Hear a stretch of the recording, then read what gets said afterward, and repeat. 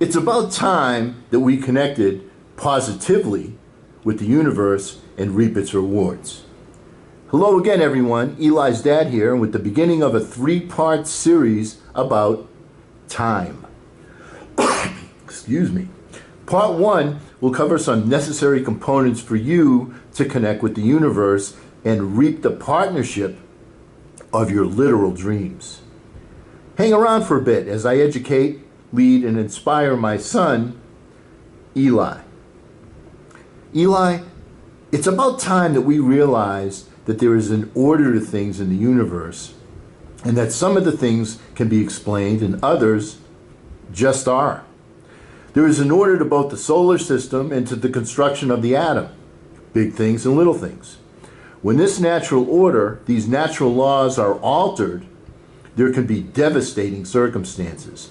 So please, don't split the atom at your house anytime soon or cause our planet to leave its orbit or pollute our atmosphere and cause the ice to melt at the North Pole.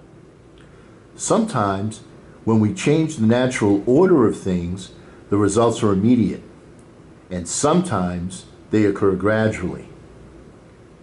Our denials don't change the results. It's about time that we realize that this order is consistent and acts without prejudice as to good or evil. That in fact, in the universe, good and evil are subjective entities that can change. What is perceived as good and positive today may be abhorrent to future generations. Here are a few examples from this country. Slavery was once looked upon as good and essential. There was no tolerance for people of different sexual orientations. Cigarettes were cool. Conservatism was in. Liberalism was in. Music had melodies. Perhaps I should stop myself right there. It's about time that we realize that there is a universal planner. This is the name that I'm choosing among many names that have been used to identify this force of nature. This universal planner has given us these laws that act consistently and without prejudice, and that we continue to unfold new material that allows us to make new discoveries. Some of the time, these discoveries are categorized as technological breakthroughs or advancements. Some of the time, these technological breakthroughs are transitional. One example of this phenomenon might be the typewriter versus our modern keyboards versus the ability to speak and see the words appear in print, or the current mindset of paying more attention to communication devices than to other people of the same species. Now, don't you wonder what the birds or the dogs or the rabbits think when they see us with our heads constantly buried in our devices while we ignore a person sitting right next to us? I'll bet it's, what's up, Doc? It's about time that we realize that sometimes the transitional period can be volatile. Like when you declare that all men are created equal in the political spectrum, and you have your slaves serve you dinner while you're explaining the concept. Or when you declare that we should love thy neighbor as you love yourself, except when their sexual or political orientation significantly differs from your own. Or that you should not kill except as a revenge or punishment for heinous or extremely unjustified actions. Please be clear, I am not taking a political stance on these issues, although I do have one. I am merely pointing out the obvious. It's about time that we realize that the universal planner seeks to cooperate with the creatures on this planet. This is why the so-called natural laws act consistently. It makes it easier for we creatures, and the plants and animals, to accomplish our objectives. Further, that we as humans have been blessed with the unique ability to reason with information and to store it for future generations. This enables us to advance the progress of the human condition from a more advanced starting line and not have to start at ground zero as those from the animal kingdom must continuously do. It's about time for us to realize that the universal planner communicates with us to help us advance the human condition. Excuse me again.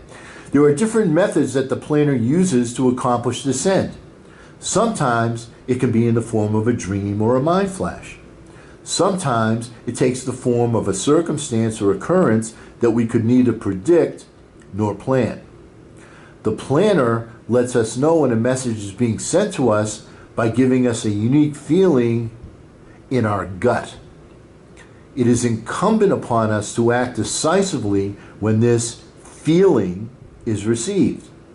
This confirms that the message has been received and encourages future additional input from the planner to communicate and partner with us.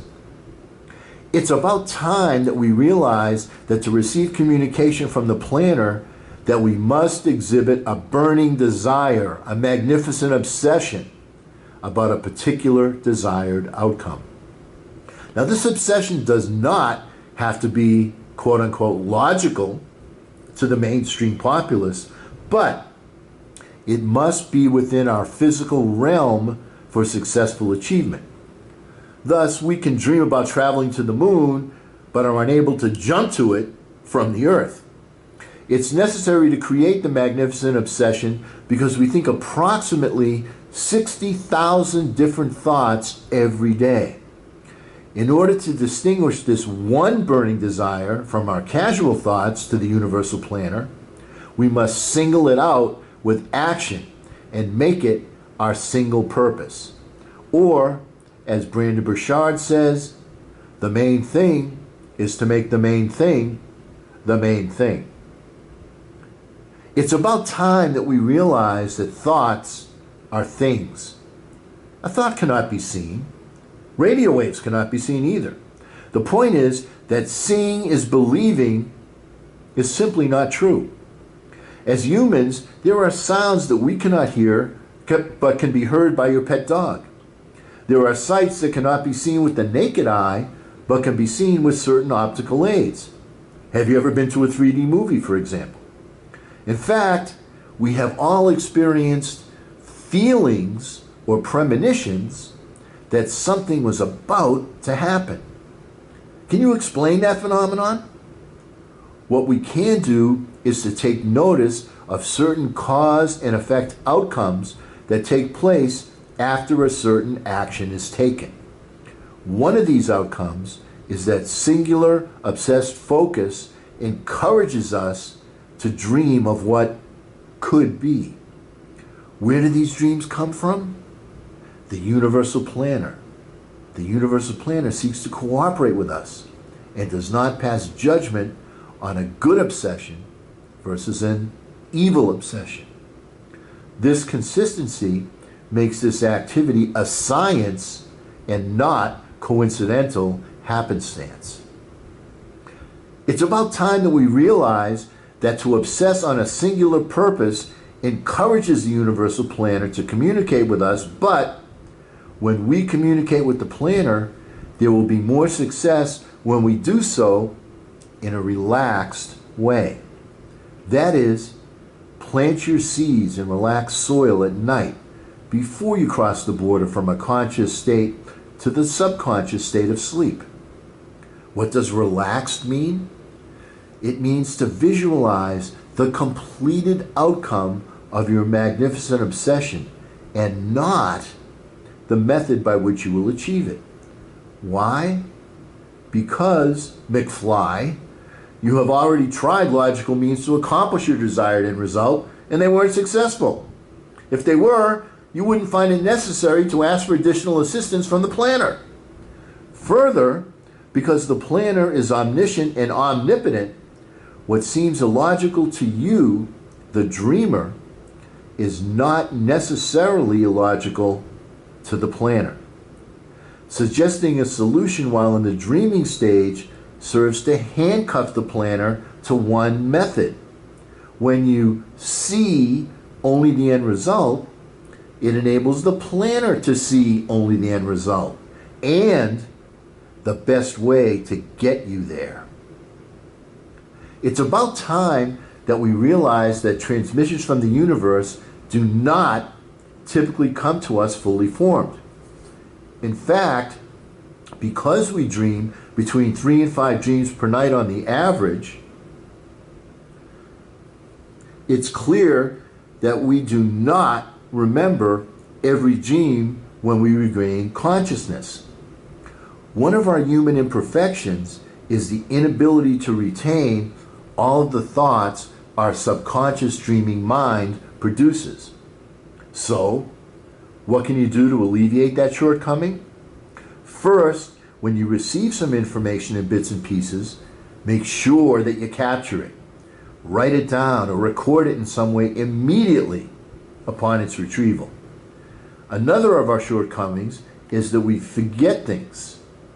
Be sure to capture each bit and piece. Second, when you haven't received enough bits and pieces to successfully accomplish your objective, reload. What does reload mean? It means that every night, in that final 5 minutes before transitioning from being awake to falling asleep, make sure your thoughts are on the completed objective that you desire. Now, this will not guarantee that you will retain pertinent information when you regain consciousness, but it is similar to buying multiple lottery tickets. The more chances you have, the more likely it is that you'll have a winner. Play the odds and be patient. The Universal Planner wants to cooperate with you to achieve your passionate, obsessive objective. The Universal Planner, in the big scheme of things, is the house. And the house always, ultimately, wins. The odds favor the house and you, so play your cards correctly every night.